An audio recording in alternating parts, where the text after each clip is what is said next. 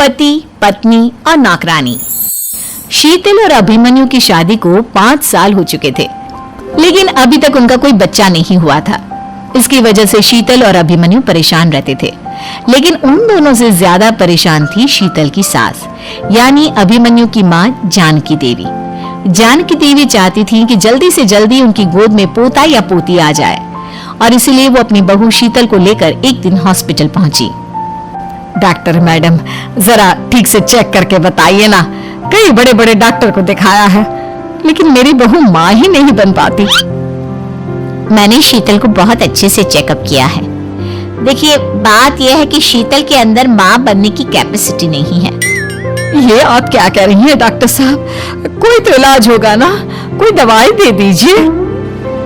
देखिए, कुछ प्रॉब्लम ऐसी होती है जिनका कोई ट्रीटमेंट नहीं होता। आई एम सॉरी टू से, लेकिन शीतल कभी माँ नहीं बन सकती, क्योंकि उसके यूट्रस में अंदर से ही कुछ प्रॉब्लम है। घर आने के बाद क्या हुआ माँ? कहाँ लेकर गई थी आप शीतल को? अरे कहाँ लेकर जाती, डॉक्टर मैडम के पास ले गई थी, लेकिन तेरी बीवी तो कभी माँ बन ही नहीं सकती। मम्मी जी, इसमें मेरी क्या गलती? अगर अंदर से कोई प्रॉब्लम है तो उसमें मैं भी कुछ नहीं कर सकती।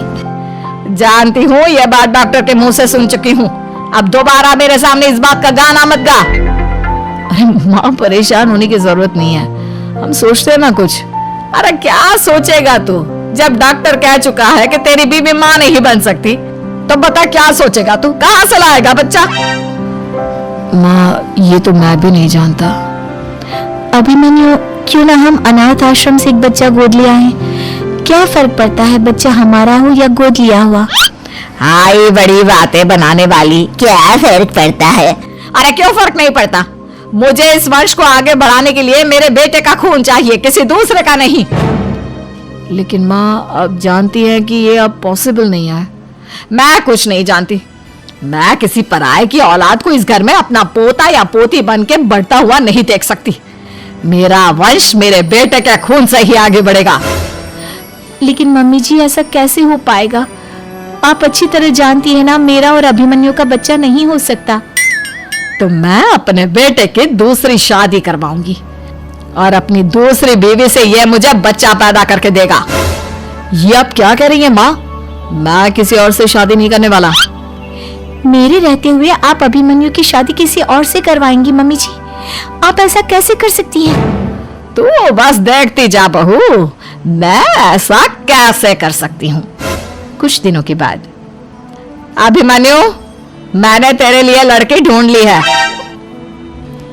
माँ, मैं आपको कितनी बार समझाऊं, मुझे किसी से शादी नहीं करनी है।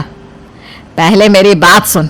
ये जो चमेली है ना, हमारे घर में काम करने आती है, वो तुझसे शादी करने के लिए तैयार है। मम्मी जी, आप अभिमन्यु की शादी एक नौकरानी के साथ करवाएंगी? वो इसलिए क्योंकि चमेली दिखने में बहुत खूबसूरत है, बच्चा भी सुंदर ही होगा। मम्मी जी, लेकिन एक बच्चे के लिए अपने बेटे की शादी नौकरानी के साथ करवाना, क्या ये सही है? अगर अभिमन्यु ने शादी नहीं की ना, तो मैं अपनी जान दे दूंगी।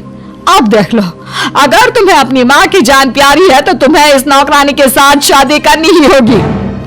इस तरह जानकी देवी अपने बेटे अभिमन्यु की शादी नौकरानी चमेली के साथ करवा देती है। कुछ दिनों के बाद, नौकरानी से मालकिन बनके तो मजा आ गया, अब तो मैं इस घर की मालकिन हूँ। देखो, अपने आप को ज्यादा मालकिन समझने की कोशिश मत करो। एक बार तुम्हारा और अभिमन्यु का बच्चा इस दुनिया में आ जाए, उसके बाद तुम इस घर से हमेशा के लिए चली जाना। अरे जाओ जाओ, किसी और के आगे बातें बनाना। एक बच्चा तो पैदा नहीं कर सकी, बढ़िया आई। जाओ जाकर मेरे लिए कॉफी बना कर लाओ। नौकरानी मैं हूँ या तुम? मम्मी जी, देखिए ना शीतल मुझसे किस तरह से बात कर रही है। शीतल, तुम्हें पता है ना चमेली प्रेग्नेंट है, मेरे बेटे के बच्चे की माँ बनने वाली है। वो जैसा कहती है वैसा करो। लेकिन मम्मी जी, वो मुझे नौकरों की तरह ट्रीट कर रही है। अरे तो करेगी ना, वैसे भी बहू तुम हो किस काम की, एक बच्चा तो पैदा नहीं कर सकती। जाओ अब घर के सारे काम करो और चमेली को आराम करने दो। थैंक यू मम्मी जी, भगवान आपका भला करे। आप नहीं होती तो मैं नौकरानी से महारानी कैसे बनती। देखो, तुम्हें जो चाहिए सब मिलेगा, खूब खाओ पियो, मजे की जिंदगी जियो, लेकिन बस मुझे एक बच्चा पैदा करके दे दो। कुछ दिनों के बाद, मम्मी, बच्चे के लिए आपने मेरी शादी चमेली के साथ करवा तो दी, लेकिन दिन और रात का चैन मिट गया है। सारा दिन शीतल और चमेली की बहस चलती रहती है। अब शीतल को इस घर में रखने से क्या होगा? मैं तो कहती हूँ उसे घर से निकाल दो, है भी किस काम की। मैं ऐसा नहीं कर सकता माँ, वो मेरी पत्नी है, उससे बहुत प्यार करता हूँ मैं। तुम्हारी पत्नी चमेली है, चमेली, उससे प्यार करो। अरे तुम्हारे बच्चे को जन्म देने वाली है वो।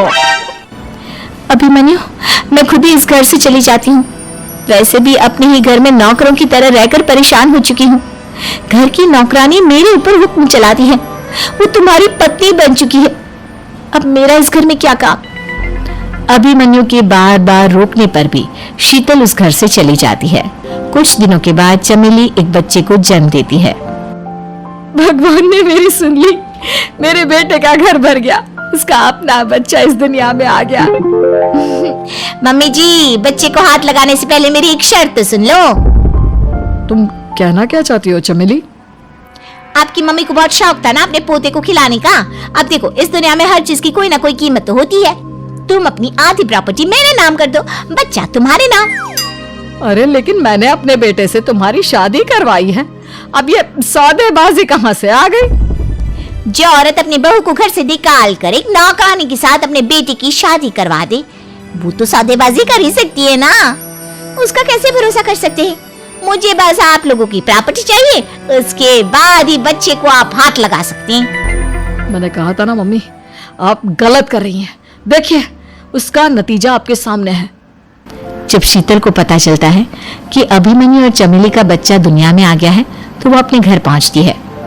अभिमन्यु, कहाँ है आपका बच्चा? क्या मैं उसे देख सकती हूँ? कुछ भी मत पूछो शीतल, माँ की हुई एक गलती हम लोगों पर भारी पड़ रही है। वो नौकरानी अपनी औकात पर आ गई है और अब हमसे अपनी आधी प्रॉपर्टी मांग रही है, वो भी बच्चे के बदले में। एक बात कहूँ अभिमन्यु, आप उसे कुछ भी देने से मना कर दो। अरे कैसी बात कर रही हो? मेरे बेटे की औलाद है उसके पास, ऐसे कैसे मना कर दे? मम्मी जी, वो अभिमन्यु का बच्चा नहीं है, वो चमेली और उसके बॉयफ्रेंड का बच्चा है। ये तुम क्या कह रही हो शीतल? ये देखिए वीडियो, चमेली और उसका बॉयफ्रेंड आपस में बातें कर रहे हैं कि उन दोनों ने मिलकर आपको बेवकूफ बनाया है और अब इस बच्चे के बदले आपसे प्रॉपर्टी भी हड़प लेंगे। हे भगवान, ये मुझसे क्या हो गया? ना तो बच्चा मिला और अपने बेटे की नौकरानी के साथ शादी करवा दी सो अलग। अब क्या होगा? मुझे माफ कर दो शीतल, मेरी वजह से तुम्हें बहुत तकलीफ हुई है। अभिमन्यु, मैंने कहा ना, उस नौकरानी को उसके बच्चे सहित इस घर से बाहर निकाल दो। लगता है मेरे अभिमन्यु का बाप बनने का सपना अधूरा ही रह जाएगा। अभिमन्यु, अपनी मम्मी से कहो कि परेशान ना हो। आपको याद है एक बार हम एक IVF सेंटर गए थे, मैंने फिर से वहां जाकर बात की थी और आपको पता है इस बार मैं प्रेग्नेंट हूँ, क्योंकि हमने वहां पर प्रोसीजर करवाया था जिसकी वजह से मैं प्रेग्नेंट हो गई थी और इस बात का पता मुझे बस कुछ महीने पहले ही लगा है। हमारा बच्चा इस दुनिया में आने वाला है अभिमन्यु। मुझे माफ कर दो शीतल बहू, मुझसे बहुत बड़ी गलती हो गई। कोई बात नहीं माँ, लेकिन अब हमें उस धोखेबाज नौकरानी को इस घर से बाहर निकालना है और इस घर की मालकिन को वापस घर लाना है, वो भी अपने बच्चे के साथ।